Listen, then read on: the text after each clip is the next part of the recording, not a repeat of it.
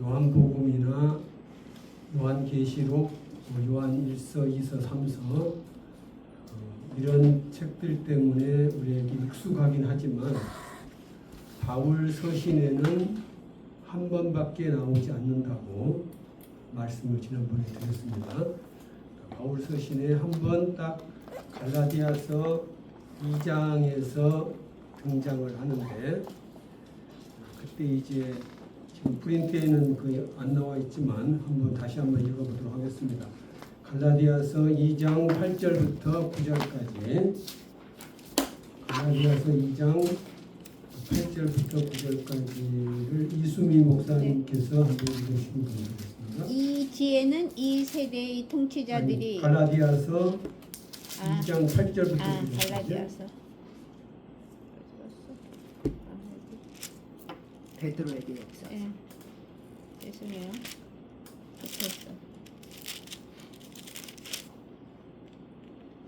베드로에게 역사하사 그를 할례자의 사도로 삼으신 이가 또한 내게 역사하사 나를 이방인의 사도로 삼으셨느니라. 아멘. 또 기둥같이 여기는 야고보와 게바와 요한도 내게 주신 은혜를 알므로 나와 바나바에게 친교의 악수를 하였으니 우리는 이방인에게로 그들은 할례자에게로 가게 하려 함이라. 예, 9절에 보시면 야고보하고 게바하고 요한이 나오죠. 그러니까 지금 여기에 나오는 요한, 지금 갈라디아서 2장 9절에 한번 바울 서신에는 요한이라는 이름이 나온다 이거죠. 그러니까 요한이 다른 요한 복음이라든지 이런 데는 많이 나오는데 바울 서신에는 여기 한 번 나온다. 한 번. 그래서 이 한 번 나올 때 세 사람이 동시에 요한과 함께 같이 거명이 되는데, 야고보, 게바, 요한 이렇게 세 명, 이 세 명이 동시에 거명이 되어서 기둥같이 여긴다. 기둥같이. 그러니까 지금 초대교회의 기둥으로 세움받은 사람이 지금 세 명이었다는 거죠. 첫 번째 게바, 두 번째 이제 야고보, 또 요한. 여기서 야고보는 주의 형제 야고보가 되겠습니다. 주의 형제 야고보. 지금 여기 그림에 보시는 분이 주의 형제 야고보가 됩니다. 이 사람은 그러니까 이제 지금 이 바위인데 무릎을 꿇고 있잖아요. 네. 그래서 이 사람 무릎은 낙타 무릎이 된 거예요. 별명이 낙타 무릎입니다. 워낙 기도를 많이 하는데 바위에서 이렇게 엎드려서 기도를 많이 했다 이거죠. 그러니까 예루살렘 성전이 이렇게 생겼는지 모르겠지만은 예루살렘 성전에 항상 가가지고 무릎을 꿇고 기도를 많이 했단 말이에요. 그래서 무릎이 낙타 무릎처럼 됐다. 거칠거칠. 예, 거칠거칠하게 됐다는 거죠. 그래서 초대교회의 기둥같이 여기는 사람 중에 이 사람이 이제 들어간다는 겁니다. 그 사람 이름 예수님의 뭐예요? 동생 이름 야고보. 야고보. 그러니까 지금 바울 서신에 지금 요한이 등장하는데 그 요한과 함께 이 주의 형제 야고보하고 게바, 베드로하고 이 세 명이 등장을 한다는 겁니다. 그래서 이제 그 중에서 야고보의 그림을 보여드렸고요. 예루살렘에서 사도회의를 했는데,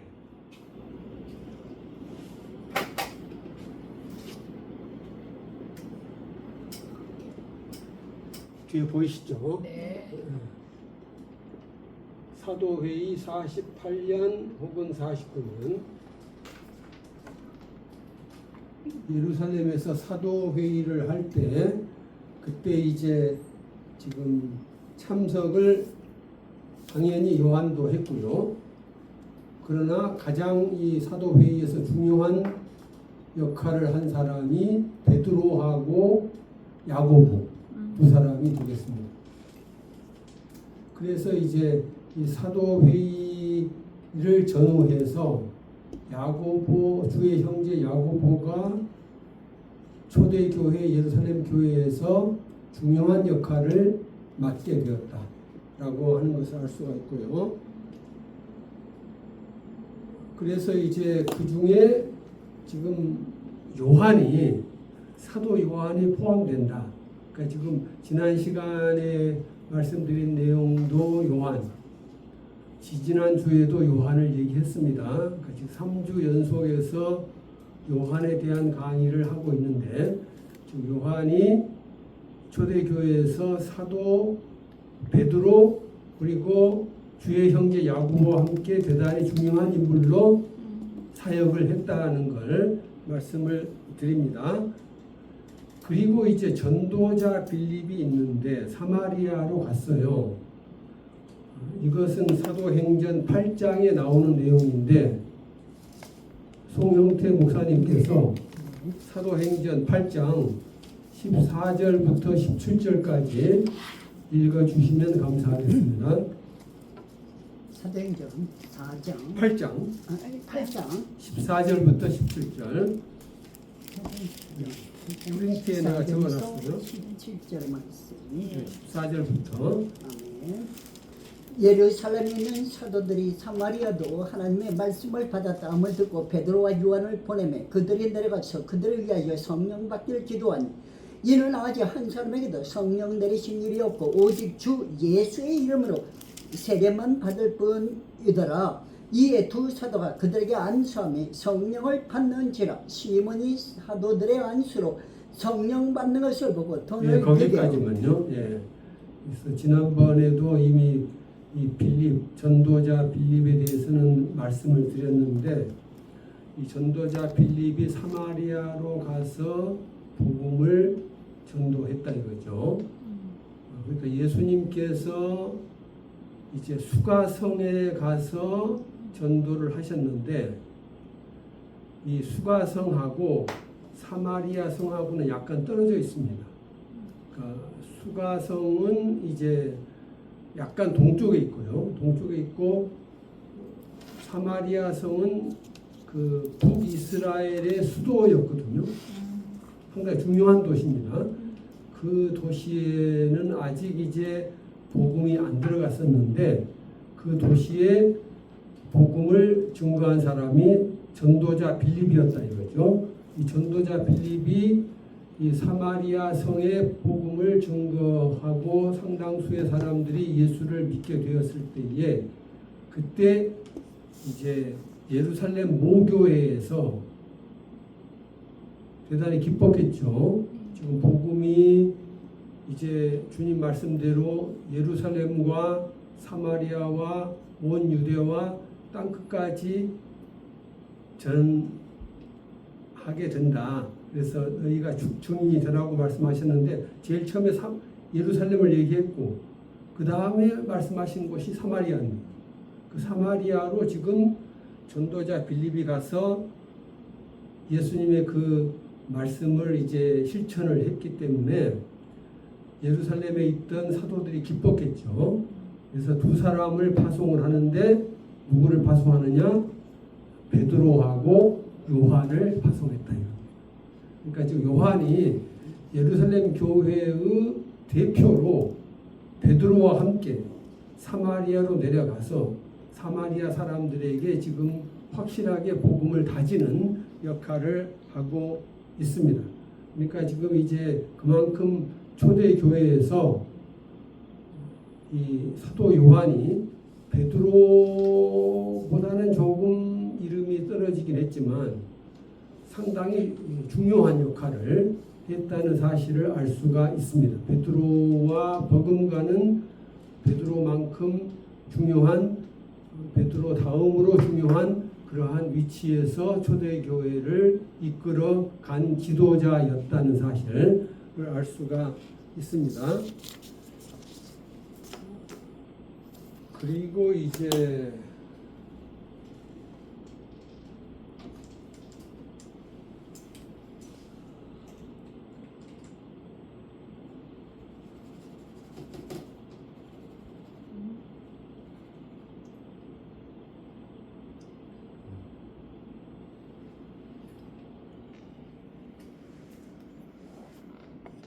소아시아 반도의 지도인데 갈라디아도 있고 안디옥도 있고 다소도 있고 갑바도기아, 본도, 비두니아, 고린도, 데살로니가 다 있잖아요. 네. 그 중에서 지금 에베소 이 사도 요한은 이제 예루살렘 사도회의가 끝난 다음에 사도들이 전 세계로 흩어질 때에 어디를 선교 지역으로 배정받았느냐, 유세비우스가 쓴 교회사 3권에 보면 이 아시아 지역, 여기 소아시아 반도의 서쪽 이 지역으로 선교 지역을 배정받은 거예요. 근데 이 지역의 중심 도시가 소아시아 서쪽의 이 아시아 지역, 이 지역의 중심 도시가 에베소라고 하는 겁니다.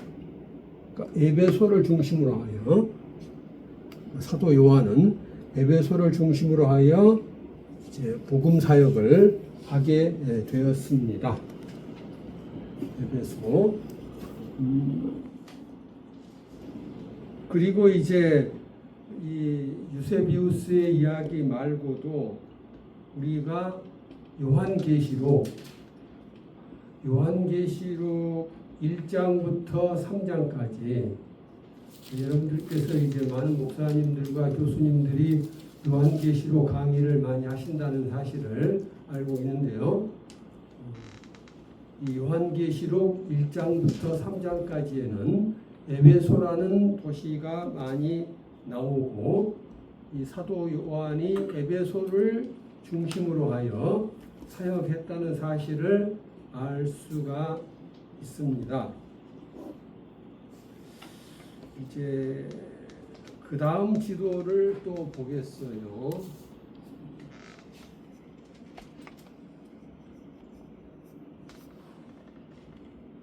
다음 지도를 보시면 요한계시록에 나오는 7교회가 있는데 여기에 에베소가 있고요. 서머나가 위에 있고 요한계시록에 기록된 순서대로 지금 얘기한 겁니다. 제일 먼저 에베소가 나오고 그 다음에 서머나가 나오고 그 다음에 버가모가 세 번째 나와요. 네 번째 두아디라, 다섯 번째 사대, 여섯 번째 빌라델비아, 일곱 번째 라오디게아, 이런 순서로 요한계시록에 기록이 되어 있습니다. 그래서 이 7도시, 요한계시록에 나오는 7도시의 위치를 제가 한번 그려보았어요. 여기는 광채 킴 제가 그렸다는 거.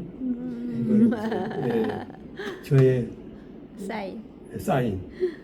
김. 우리 목사님도 피아노를, 피아노에는 사인을 칠 수가 없죠. 이제 들으면 딱 알아요. 들으면 이제 송 목사님이 치셨다. 사인으로 뜻은 이제 동영상을 동영상으로. 몇 그렇죠. 년도 누구하고 어디서 그게 네. 동영상을 하는 그렇죠. 예. 동영상을 찍었죠. 예. 그렇죠. 여기는 저는 이제 사인을 했습니다. 네. 그래서 이 7교회의 위치를 정확하게 이제 표시를 한 거예요. 그리고 이제 반모섬의 위치는 여기에 있어요. 반모섬. 그러니까 에베소에서 멀지 않죠. 멀지 않습니다.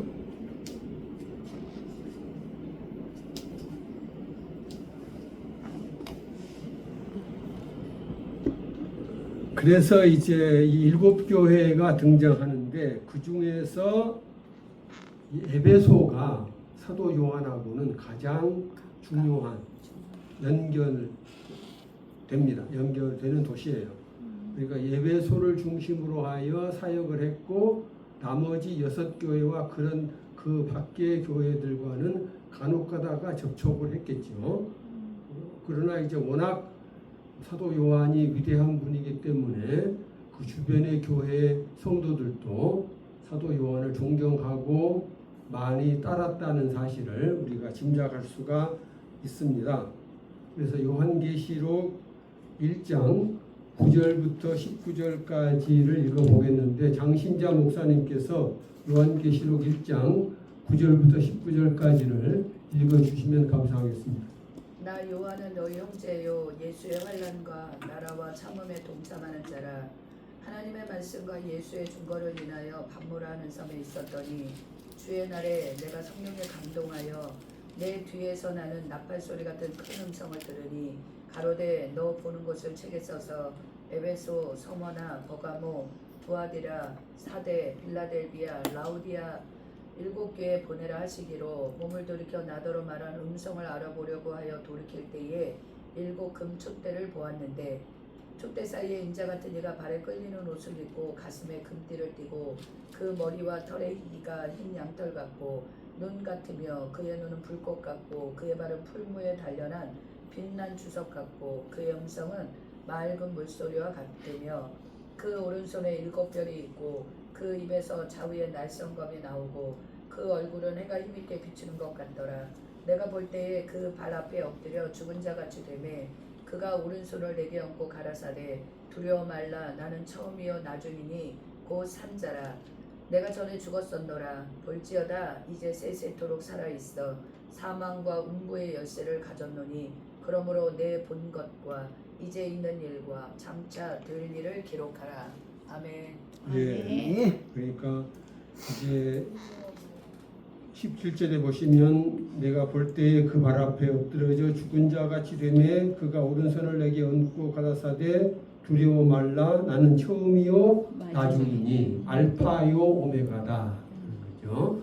역사의 시작이면서 마지막 알파와 오메가이니 곧 산자라. 그러니까 십자가에서 죽으셨지만 사망 권세를 이기신 분. 아멘. 그러니까 지금 세상의 가장 큰 우리의 원수는 사망인데 죽음인데 이 죽음까지도 주님의 그 앞에서는 힘을 쓸 수가 없다는 거. 예. 그래서 내가 전에는 죽었노라 볼지어다 이제 세세토록 살아 있어. 그러니까 지금 전에 십자가에서 죽으셨지만 이제부터는 부활하신 다음에는 세세토록 살아계시는 분이다 라고 선포하고 계십니다. 그러면서 사망과 음부의 권세를 가졌다. 그 어떤 세력도 어떠한 그 세상의 권력도 예수님을 이길 수가 없다는 거예요. 주님을 이길 수가 없다. 그러므로 네 본 것과 이제 있는 일과 장차 될 일을 기록하라 라고 해서 그 명령대로 기록한 책이 요한계시록이다 라고 하는 거죠.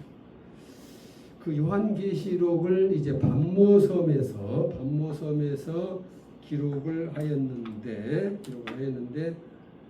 반모섬을 위치는 여기에 있고요. 위치는 여기가 이제 위치가 되고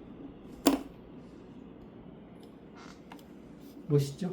네. 제가 찍은 건 아닙니다. 다른 사람이 찍었는데 아주 멋있게 찍었어요. 반모섬. 이 반모섬에서 이제 요한계시록을 기록을 하였습니다. 그래서 9절에 이제 나 요한은 너희 형제요 예수의 환난과 나라에 동참하는 자라. 그 사도 요한이 자기를 소개할 때에 너희의 형제, 너희 형제다. 그러니까 주님 안에서 우리들은 다 형제 자매들이잖아요. 형제요 예수의 환난과 나라와 참음에 동참하는 자다. 그러니까 주님의 형제가 된 자들은 예수님의 환난에 동참한다는 겁니다. 우리가 세상에서 고난당하고 세상에서 고생하는 거 주님께서 아시니 주님은 아시니 우리는 고생하고 우리는 힘들지만 주님은 우리를 보고 계시니까요. 그래서 그 주님의 환난에 동참하고 그 환난에 동참하는 자들은 주님께서 그 나라에 동참하게 해주신다. 주님의 나라에 동참하는 자라. 그리고 그 나라에 동참하는 자들은 참는다는 거, 인내, 참음에 동참한다. 그러니까 진정한 사랑은 뭐냐면은 오래 참고, 사랑은 오래 참고. 사랑하는 자들은 끝까지 참아주고 견뎌주고 그렇게 한다는 거죠. 나를 힘들게 하는 자들까지도 그러기 때문에 그런 자들은 하나님의 말씀과 증거를 인하여 이 사도 요한처럼 이제 고통과 고생을 할 수도 있습니다. 그래서 이 반모섬에 유배가 돼서 귀양살이를 하는 거죠.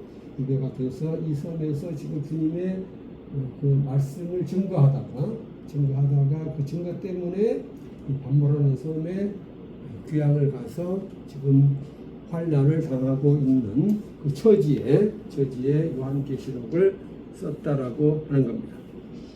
그러면 언제 요한이 반모섬으로 귀양을 갔는가?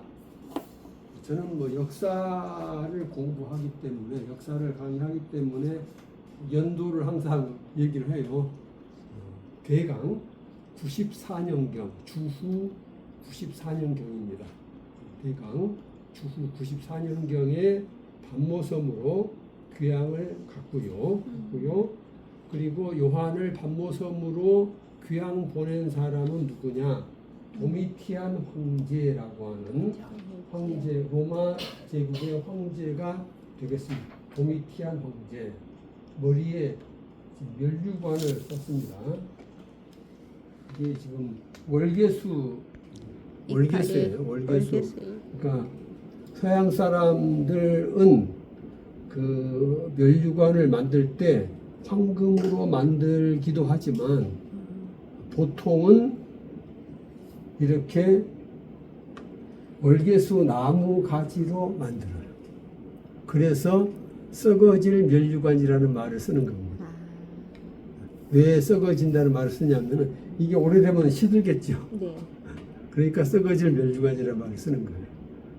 그러니까 그쪽 그리스와 로마 사람들은 면류관을 만들 때 이렇게 살아있는 그 월계수 나무 가지로 만든다 이거죠. 그 황제인데 황제도 이런 면류관을 쓰고 있었다는 겁니다. 그래서 이 도미티안 황제가 이제 기독교를 박해하면서 언제부터 박해하느냐? 93년부터 기독교 박해를 시작을 해요. 이 사람이 황제가 된 것은 주후 81년이거든요. 주후 81년인데 지금 상당한 세월이 지났습니다. 십몇 년이 지난 다음 자기가 죽기 얼마 전에 기독교 박해를 시작을 했다는 거예요. 왜 그랬냐? 이 사람은 처음부터 기독교를 박해할 생각이 없었어요. 처음에는 다른 일에 바빠가지고, 그러니까 여러분들이 이제 일을 하시다 보면 어떤 일은 중요하고 어떤 일은 안 중요하거든요. 이수민 목사님도 다른 일이 더 중요하시니까 강의 안 오신 거예요. 그러니까 다른 일이 더 중요하기 때문에 거기에 너무너무 중요하니까 거기 갔단 말이에요. 다른 목사님 마찬가지입니다. 이 강의보다 딴 것이 더 중요하다. 그러니까 거기로 갔어요. 그러니까 이 도미티안도 딴 것이 중요하다 이거죠. 딴 것이 중요하기 때문에 지금 기독교에 관심을 가질 그 시간적인 여유나 마음적인 여유가 없었다 이거죠. 다른 데 관심을 두다가 나중에서야 이제 생각이 난 거예요. 아, 기독교를 박해를 해야 되겠다. 처음에는 기독교에 대한 생각을 안 한 겁니다. 왜 안 했느냐? 아버지와 형님이 훌륭했어요. 그러니까 자기의 아버지도 황제였고 자기 형님도 황제였거든요. 아버지 황제 폐하, 아버지의 그늘 밑에 있었고 또 형님의 그늘 밑에 있었다 이거죠. 그러니까 아버지와 형님이 돌아가시고 나서 다른 아들이 없고 아버지의 다른 아들 형제가 없고 그리고 형님도 자녀가 없었기 때문에 자기가 대신 이제 황제가 된 겁니다. 형님 대신에 동생이 이제 형 돌아가시니까 된 거예요. 아버지도 돌아가셨고 그러니까 아버지와 형님을 항상 마음속에 염두에 두는 겁니다. 내가 아버지보다 못난 황제가 돼서는 안 되겠다는 거예요. 또 내가 형님보다 못한 황제가 되기는 싫다. 사람이라고 하는 게 이 사람도 인간이기 때문에 경쟁심이 있는 거예요. 그래서 내가 아버지보다 더 나은 사람이 돼야지. 아니 또 어머니들도 보통 그래요. 자기 남편을 사랑하지만 자기 남편보다 아들이 더 잘 되기를 바래요. 보통 그러거든요. 남편을 사랑하지 않는 게 아니에요. 남편 사랑합니다. 사랑하지만 새끼가 더 잘 되는 거 원한다 이거. 그렇죠. 일반적으로 그렇다고. 여하튼 이제 아버지 입장에서는 그렇고 이제 아들 입장에서는 아버지가 너무너무 훌륭했어요. 너무너무 훌륭하니까 자기도 좀 아버지 이상으로 좀 훌륭하기를 바랐던 거고. 근데 또 형님이 또 있었거든. 그 형님이 큰 아들이고 자기는 작은 아들이. 작은 아들인 내가 지금 황제가 됐는데 형님보다 좀 더 잘해야지. 뭐 이런 마음이 있었기 때문에 다른 사람보다 더 열심히 일을 했습니다. 그러니까 황제니까 뭐 일을 안 해도 누구 간섭하겠어요? 천천히 그냥 놀면서 띵까띵까 하면서 살아도 되지만 그래도 내가 황제가 아버지보다 좋은 황제, 형님보다 좋은 황제가 되고 싶다라는 마음이 있었기 때문에 열심히 일을 하는 거예요. 열심히 일을 하면서 기독교는 그때 당시 그렇게 중요한 종교가 아니었거든요. 지금은 기독교가 대단히 중요한 종교가 됐지만 여러분이 아시는 대로 주님이 왜 겨자씨의 비유를 하셨겠냐. 그때는 작았다 이거예요. 교회가 처음 시작할 때는 나라에서 기독교에 대해서 관심을 가질 필요가 없을 정도로 교회가 약했다는 거예요. 힘이 없고. 쟤네들이 뭐 몇 명 안 되는데 자기들끼리 뭐 모여봤자 뭐 무슨 나라에 보탬이 영향을 안 준다. 영향력이 없었다. 영향력. 그러니까 별로 중요하게 생각하지 않는 거야. 관심은 이제 정보는 수집을 합니다. 도대체 얘들이 무슨 일을 하고 있는지 정보는 수집하지만 그러나 그렇게 중요하게는 여기지 않았다 이거예요. 그러니까 딴 데 이제 신경을 많이 썼는데 그 아버지가 어떻게 황제가 됐느냐. 아버지부터 조금 얘기할게요. 이 사람의 아버지. 도미티안 황제 아버지가 베스파시안 황제인데 베스파시안. 이 황제가 어떻게 해서 황제가 됐느냐 이걸 알려면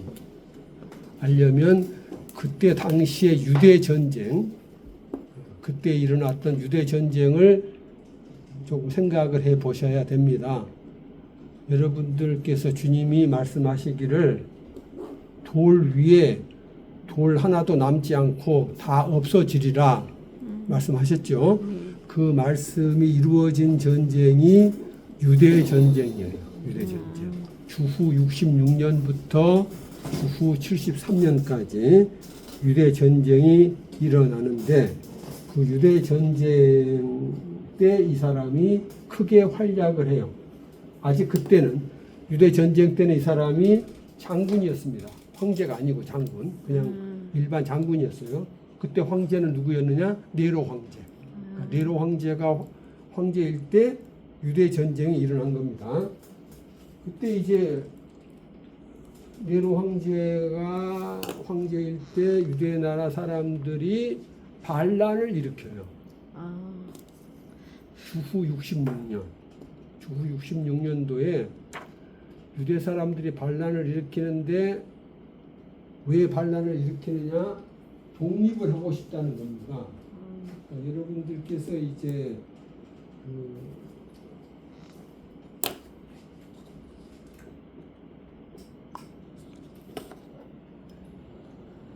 예수님에 대하여 아시려면 그때 당시에 유대 나라가 로마 제국의 식민지였다.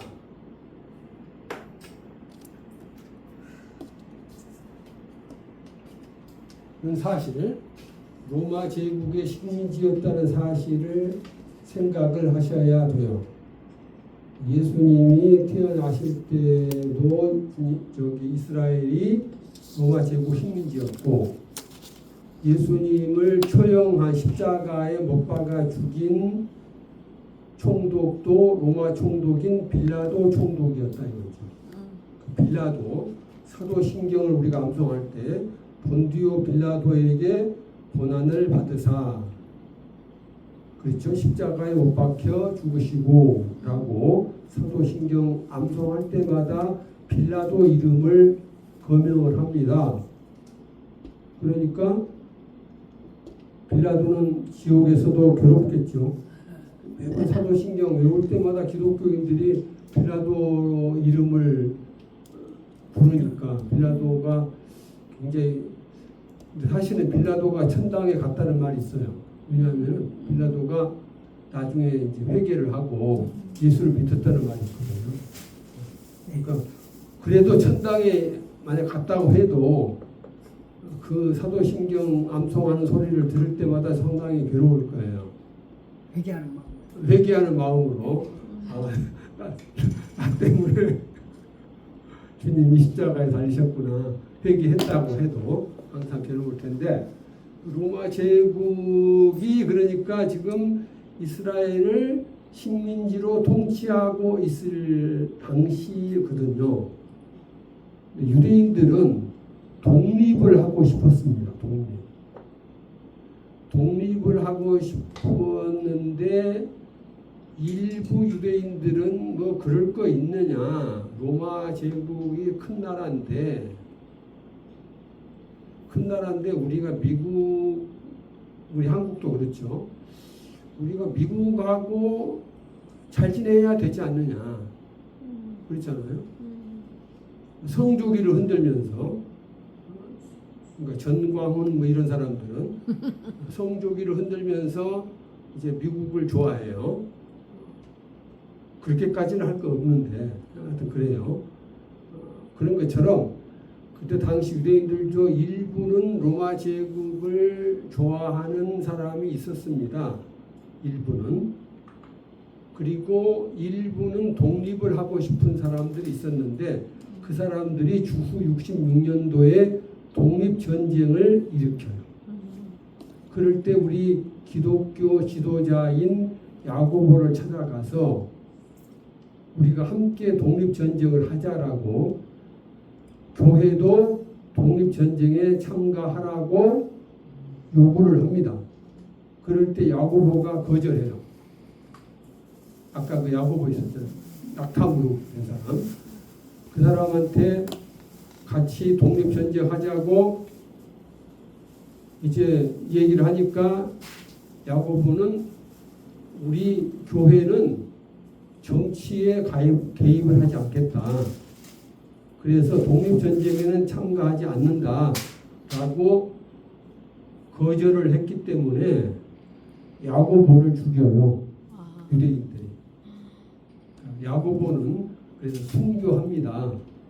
유대인들이 독립전쟁 하자고 그렇게 요구할 때에 그 요구를 거절했다는 이유로 이제 돌에 맞아서, 처음에는 성전 꼭대기에 데리고 가가지고 땅에 떨어뜨렸어요.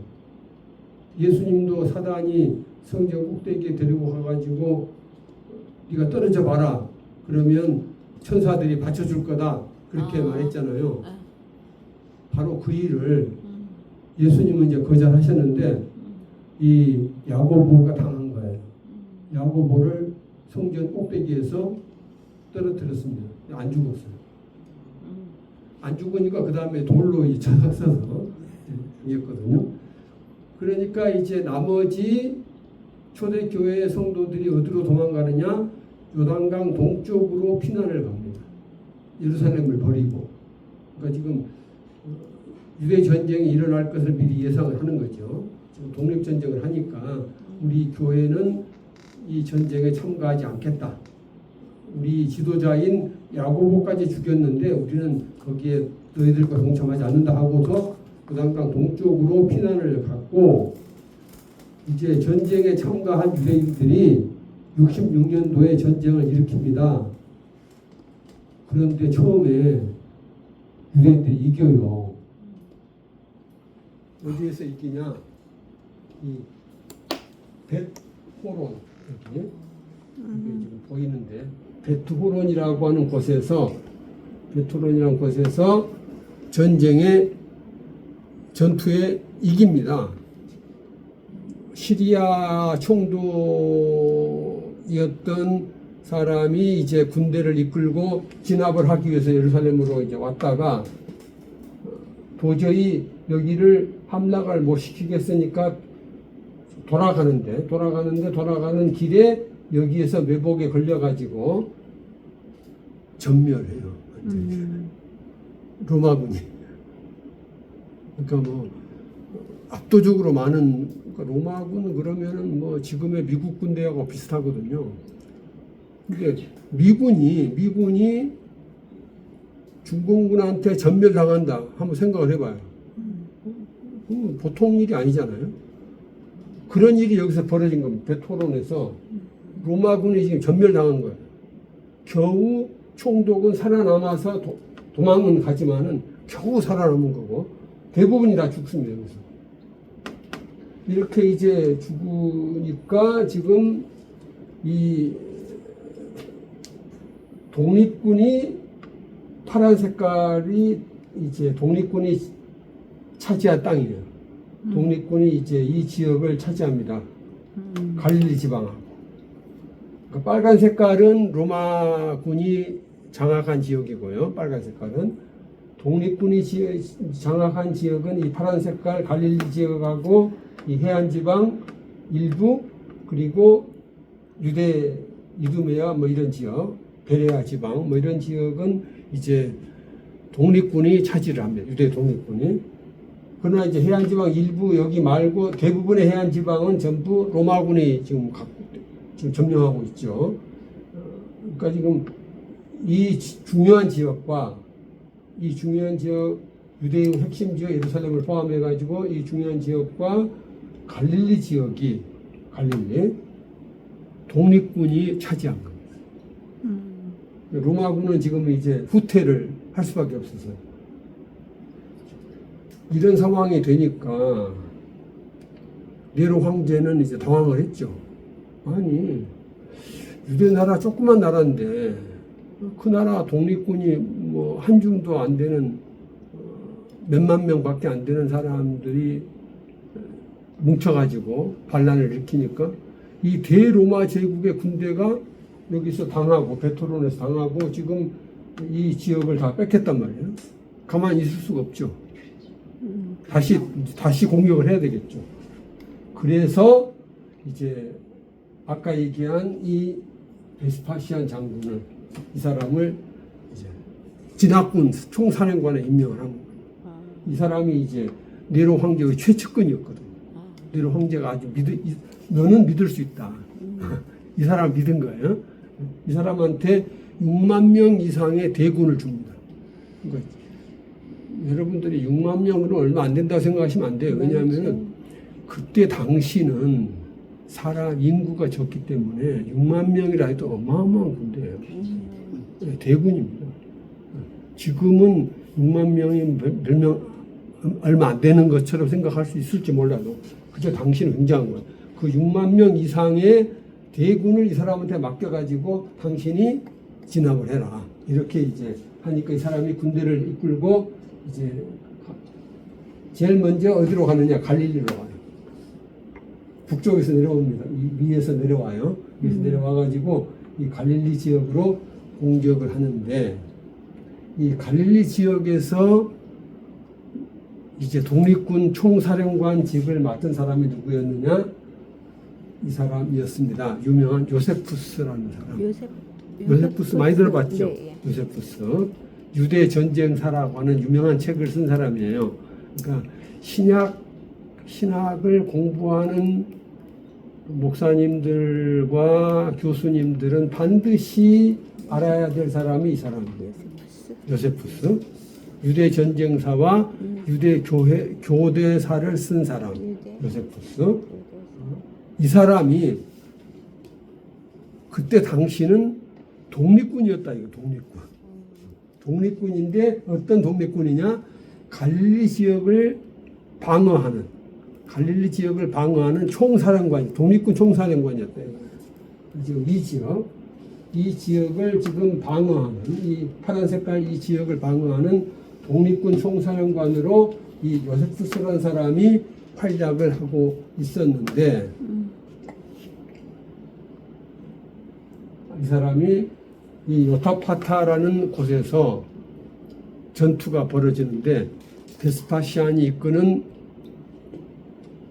로마의 대군 앞에서 요세푸스가 이끄는 독립군이 처참하게 무너집니다. 그럴 수밖에 없는 게, 독립군은 지금 여기가 그 핵심 지역이에요. 예루살렘이. 근데 여기는 변방이거든요. 아시는 대로 갈릴리는 항상 유대 나라에서 변방이었습니다. 그러니까 예수님이 활약하셨던 그 갈릴리 지역은 변방이었다. 변두리였다는 거예요. 변두리. 그러니까 지금 여기에는 군대가 많지가 않아요. 그러니까 로마 대군이 여기에 쳐들어올 때 감히 이게 이기기가 어려운 거예요. 그래서 전멸당합니다. 완전히 여기서 그냥 로마군한테 유대 독립군이 전멸당해요. 그럴 때 이제 많은 유대인들이 항복하느니 자결한다. 다 스스로 죽거든요. 항복을 해야 사는데 항복하기 싫다는 거죠. 우리는 절대로 노예가 될 수는 없다. 종살이는 못한다. 그런데 요세푸스는 겁이 많은 사람이었는지 자살을 못해요. 총사령관인데 자살을 못해요. 어디에 숨느냐? 우물 속에 숨습니다. 깊은 우물 속에. 예, 자기 부하 한 명하고 깊은 우물 속에 숨어서 지금 로마군이 다른 곳으로 가기만을 기다리고 있는 거예요. 근데 로마군이 빨리 딴 데로 안 가요. 이 총사령관이 살아있을지도 모른다고 생각하고서 수색을 하거든요. 결국 잡혀요. 잡혀가지고 이제 베스파시안한테 끌려가죠. 베스파시아 설득을 합니다. 네가 죽지 마라. 죽지 말고 내 부하가 되라. 그러니까 이 사람이 그렇게 하겠다고, 당신의 부하가 되겠다고. 그래서 이름도 이제 원래 성경 이름은 요셉인데 성경 이름은 요셉이거든요. 근데 라틴어 이름을 바꿔가지고 요세푸스로 바꾼 이름까지 바꿔요. 로마식 이름으로. 그러니까 자기는 이제부터는 유대인이 아니다. 로마인이다. 이제 유대인한테는 배신자가 되는 거죠. 그래서 이 사람이 이제 그래서 살아남아가지고 오랫동안 삽니다. 추후 100년경까지 살아요. 이 사람이. 살아남아가지고 책을 쓴 것이 바로 유대 전쟁사, 그리고 유대 고대사, 이런 책을 써서 역사가 남아있는 거예요. 그러니까 이 사람이 배신자이긴 했지만은 이 사람이 책을 썼기 때문에 그 시대의 역사를, 이스라엘 역사를 우리가 알게 된 겁니다. 그래서 신약을 공부하시는 교수님들과 목사님들은 반드시 이 사람의 책을 읽으셔야 된다는 거. 요세푸스. 이 사람 들어보셨죠? 유대 제목이 유대 전쟁사. 전쟁사. 그 프린트에 내가 적어놨을 고대사. 거예요. 유대 고대사. 두 책이 한국말로 번역이 돼 있을 겁니다. 번역이 돼 있는데, 근데 이제 그 갈릴리를 공격을 하면서 아까 이제 베스파시안이 갈릴리를 공격했잖아요. 네. 갈릴리를 공격하면서 함께 어디를 치느냐 하면은 세겜성을 쳐요. 여기 세겜. 지도가 있습니다. 이쪽이 갈릴리인데 여기에 지금 수가라고 되어 있죠. 수가 여기가 세겜이거든요. 이 세겜성을 칩니다. 여기에 산이 그리심산이에요. 그리심. 유명한 그리심산. 여기 사람들은 사마리아 사람들은 항복을 했어요. 로마에. 그러니까 사마리아 사람 항복을 했는데 세겜 이 수가 사람들은 항복을 안 해요. 항복 안 하고 로마에 대항을 하거든요. 그러니까 이 그리심산이 있는 이곳에서 전투가 벌어집니다.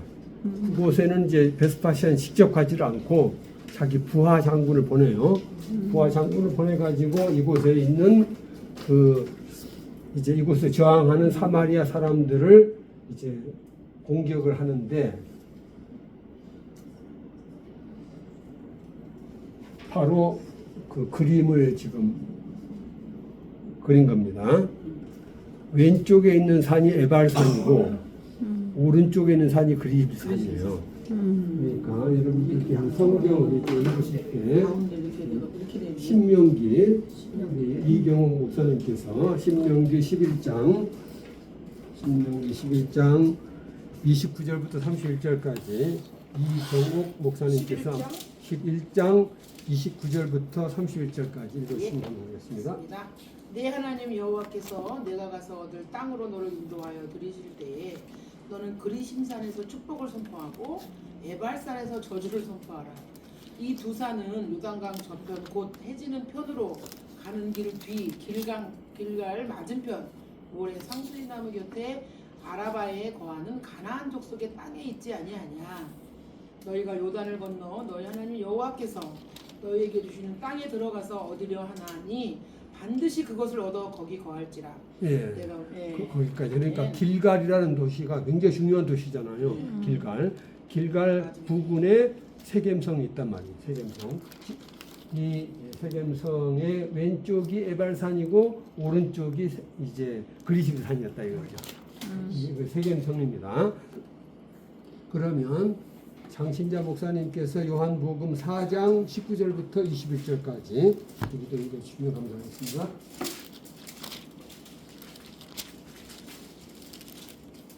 네. 여자가 가로되 주여 내가 보니 선지자로소이다. 우리 조상들은 이 산에서 예배하였는데 당신들의 말은 예배할 곳이 예루살렘에 있다 하더이다. 예수께서 가라사대 여자여 내 말을 믿으라. 이 산에서도 말고 예루살렘에서도 말고 너희가 아버지께 예배할 때가 이르리라. 아멘. 22절, 23절. 네, 너희는 알지 못하는 것을 예배하고 우리는 아는 것을 예배하노니 이는 구원이 유대인에게서 남이니라. 아버지께 참으로 예배하는 자들은 신령과 진정으로 예배할 때가 오나니 곧 이때라. 아버지께서는 이렇게 자기에게 예배하는 자들을 찾으시느니라. 아멘. 아멘. 예. 그래서 이 중요한 말씀이 있는 곳이 이제 지금 요한복음 4장인데 그 요한복음 4장에서 지금 이 산이 나오잖아요. 산. 이 산에서 그러니까 지금 에발산이 있고 그리심산이 있는데 이 산에 있는 특히 그리심산에 있는 이제 사마리아인들의 성전이 있거든요.